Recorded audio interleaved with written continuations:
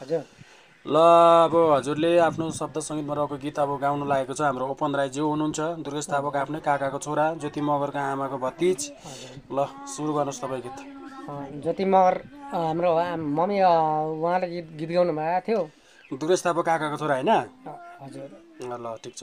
राजेश हमाल चाहिँ भतिज पर्छ होइन? त्यो उहाँ त भतिज। ल ठिक छ गीत गाउनुहोस्। म हे